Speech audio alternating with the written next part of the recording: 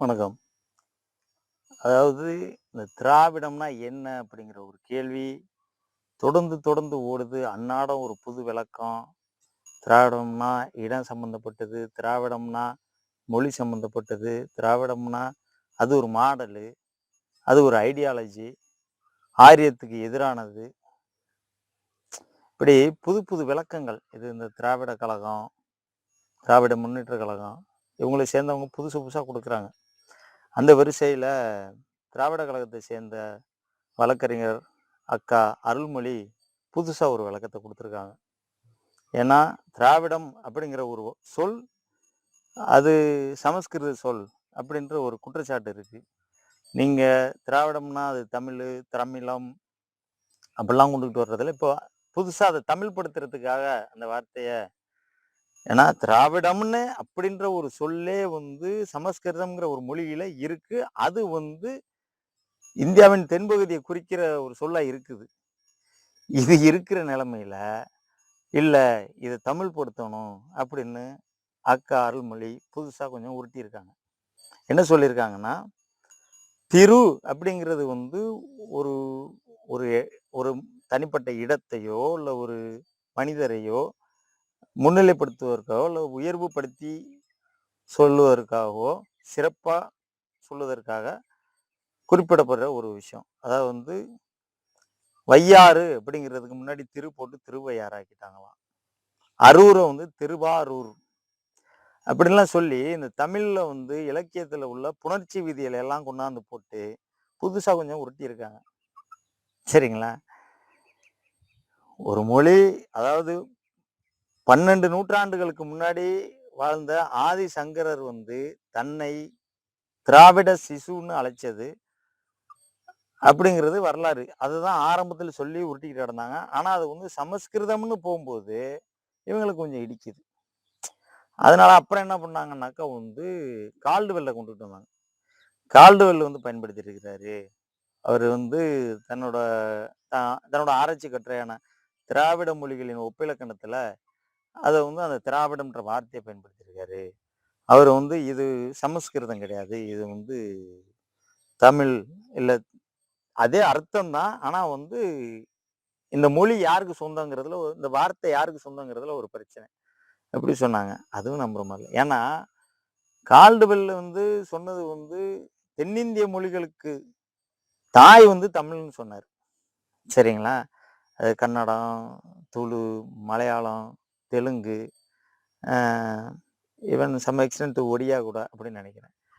ஆனா திராவிட மொழின்னா இது மட்டும் கிடையாது. இன்னைக்கு பாகிஸ்தான்ல பலூச்சிஸ்தான் ரீஜன்ல வந்து 25,00,000 பேர் பேசுறாங்க. பிரஹுயின்னு ஒரு மொழி. அது திராவிட மொழி. தமிழ்லேருந்து வந்த மொழி தான். அதே மொழிய பேசக்கூடிய அவங்க வந்து ஆடு மாடு மேய்க்கிற ஒரு இனம். அதாவது என்னோட கருத்துப்படி வந்து சிந்து சமவெளி நாகரிகமே வந்து தமிழ் நாகரிகம் தான். நம்ம கீழடிய தான் தமிழ் நாகரிகம். இல்ல அந்த ம் திருநெல்வேலி பகுதியில, சென்னை பகுதியில அகழ்வாராய்வு செஞ்சு இதெல்லாம் தமிழ் நாகரிகம்னு சிந்து சமவெளி நாகரிகமே தமிழ் நாகரிகம் தான். ஏன்னா வந்து இந்த நம்ம சொல்ற அந்த பிராகுய் அப்படிங்கிற ஒரு இனக்குழு வந்து அதுக்கும் ஹரப்பா நாகரிகத்துக்கும் நேரடி தொடர்பு இருக்கு. அவங்க இன்னைக்கு வாழ்ற பகுதி மெகர்கர். அதாவது ஹரப்பா, மொஹஞ்சதாரோ இதற்கு முந்தைய நாகரிக பகுதி. இந்த சிந்து சமவெளி நாகரிகத்துல தொடர்புடையது. அந்த ஏரியாவுல தான் அவங்க இன்னும் வாழ்றாங்க. அவங்க அங்க மட்டும் இல்ல. அவங்க ஒரு நாடோடி வாழ்க்கை வாழ்றதுனால அவங்க அங்க மட்டும் இல்ல. ஆம், ஸோ சிரியாவுல இருக்கிறாங்க. ஆம், கத்தார்ல இருக்கிறாங்க. ஈரான்ல இருக்கிறாங்க. அப்படிங்கும்போது ஒரு அதாவது பாகிஸ்தான் சுதந்திரம் அடைஞ்ச காலத்துல அவங்க பண்ண முதல் சென்சஸ்ல அவங்க 7,00,000 பேர் அங்க இருந்திருக்காங்க. அப்படிங்கும்போது இது இது இது நம்ம வந்து இந்த இந்த இதுதான் தமிழுக்கு சொந்தம், இதுதான் தமிழுக்கு சொந்தம் இப்படி பேச வேண்டியதில்ல. ஆனா கால்டுவெல்ல முன்னிலைப்படுத்தி பேசிய இந்த திராவிட சிந்தனையாளர்கள், திராவிட முன்னேற்ற கழகம்னு வச்சுக்கோங்களேன். அவங்க வந்து அவங்க கூட்டணி ஆட்சியில இருக்கும்போது, அதாவது ஆட்சியில பங்கு பெற்றாங்க. திமுகவும், காங்கிரஸும் கூட்டணி ஆட்சியில பங்கு பெற்று இருக்கும்போது, இந்த கால்டுவெல்ல உள்வாங்குனவங்க, அங்க வந்து 2004ல தமிழுக்கு செம்மொழி அந்தஸ்து கொடுக்கப்பட்டது. சந்தோஷம். 2005ல சமஸ்கிருதம். அப்போ அதுவும் ஒரு இந்திய மொழி தான். சரிங்களா? தமிழ் அப்ப வட இந்தியாவுலன்னா சமஸ்கிருதம். சமஸ்கிருதத்திலேருந்து எவால்வ் ஆகி வந்தது தான் வந்து அந்த அரபி, பெர்ஷியன் இதெல்லாம் கலந்து வந்தது தான் ஹிந்தி, உருது போன்றவை. ஸோ அதுக்கு ஒரு செம்மொழி ஸ்டேட்டஸ் குடுத்தாங்க. அது சரி. இந்த திமுக கூட்டணி ஆட்சியில இருக்கும்போது தான் 2008ல தெலுங்குக்கும், ஆ கன்னடத்துக்கும் செம்மொழி ஸ்டேட்டஸ் குடுத்தாங்க. அப்ப திமுக வாய தொறக்கல. இல்ல, இல்ல அது அப்படி கிடையாது. நீ எப்படி செம்மொழியா இருக்க முடியும்? நீ தமிழ்லேருந்து தானே பொறந்தன்னு சொல்லல. அதுக்கு ஒண்ணும் போராட்டம் பண்ணல. ஏன்னா, அது திராவிட மொழி. திராவிடர்கள் எதுக்க வேண்டிய அவசியம் கிடையாது. சரிங்களா? 2009ல மலையாளத்துக்கு குடுத்தாங்க. எதுக்கல. ஆனா மலையாளத்தோட வரலாறு ரொம்ப அண்மைய வரலாறு. ஒரு 800 வருஷத்துக்கு முன்னாடி தான் அந்த மொழி உருவாகுனது அப்படின்னு சொல்றாங்க.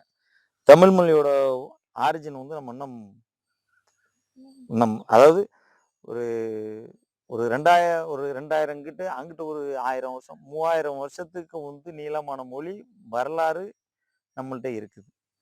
800 வருஷத்துக்கு முன்னாடி இதுலேருந்து போன மொழியை வந்து நம்ம வந்து நிறுவறதுக்கு ரெடியால வேணாம். அவங்க சொல்லிட்டு போறாங்க. அது ஒன்றும் பிரச்சனை இல்லை. அப்போ வந்து இதுலேருந்து என்ன சொல்ல வரோம்னா, கால்டுவெல் முன்னிலைப்படுத்தி நீங்க சொல்ற அந்த ஸ்ட்ராட்டஜி தப்பு.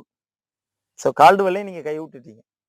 எப்படி நீங்க ஆட்சியில இருக்கும்போதே வந்து தமிழ் போட்ட குட்டின்னு சொன்ன கன்னடம், மலையாளம், தெலுங்க வந்து இல்ல. அது வந்து ஒரு தானால தோன்றி வந்த ஒரு சுயம்பு மொழிங்கிற மாதிரி நீங்க அதை அறிவிச்சு விட்டீங்க. சரிங்களா? அப்போ நீங்க கால்டுவெல்லையும் கைவிட்டுட்டீங்க. இப்ப அக்கா சொல்றது இந்த திரு போட்டு திரு திரு அந்த நிலம் திரு நிலம் தான் மருவி திராவிடம் ஆயிருச்சு. என்ன உருட்டுறீங்க? அதாவது நீங்க திராவிடர்கள் என்ன இப்போ பெரியாரா இருக்கட்டும், இல்ல அண்ணாவா இருக்கட்டும், திராவிடர் கழகம் ஆரம்பிச்சிங்க. அப்போ வந்து மெட்ராஸ் பிரசிடென்சி இங்கேதான் இந்த கட்சிகள்லாம் நடந்துச்சு, அரசியல் பண்ணிக்கிட்டு இருந்துச்சு. த்ரூ அவுட் இந்தியாவில் பண்ணல. அப்போ அன்னைக்கு வந்து மெட்ராஸ் பிரசிடென்சினா பார்ட்ஸ் ஆஃப் ஒரிசா, ஆந்திர பிரதேஷ், இன்னைக்கு இருக்க தெலுங்கானா, ஆந்திர பிரதேஷ், தமிழ்நாடு, கேரளா, கர்நாடகா இதெல்லாம் ஒருங்கிணைஞ்சு ஒரு ராஜ்ய பகுதி, ஒரு ராஜ்ய பிரதேசமா, அதாவது இந்திய ஆட்சிக்கு உட்பட்ட, அதாவது பிரிட்டிஷ் இந்திய ஆட்சிக்கு உட்பட்ட ஒரு மாநில மாதிரியான ஒரு அமைப்பு தான் அது.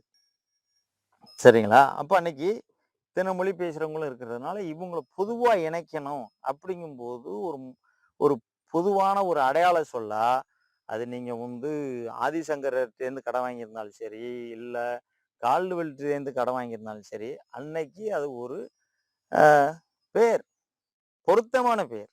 சரிங்களா?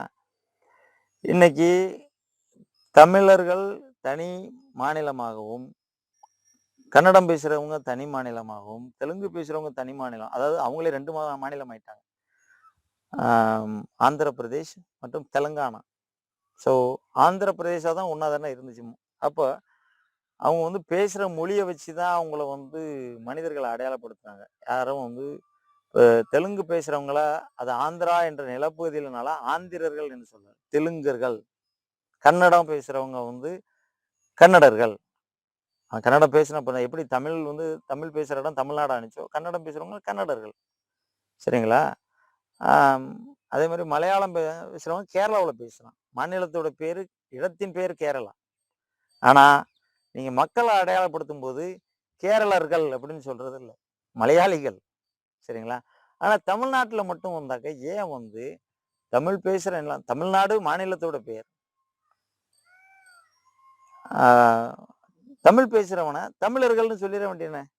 தமிழ்நாட்டவர்கள்னா சொல்றீங்க? இல்ல இல்ல.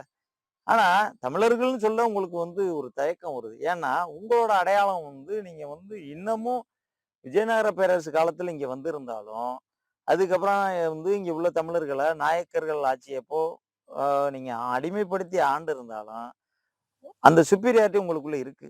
நீங்க இன்னும் வந்து அந்த அந்த சமத்துவத்தை நோக்கி வரல. அப்ப நீங்க என்ன பண்றீங்க? நமக்கு ஒரு பொதுவான பேர்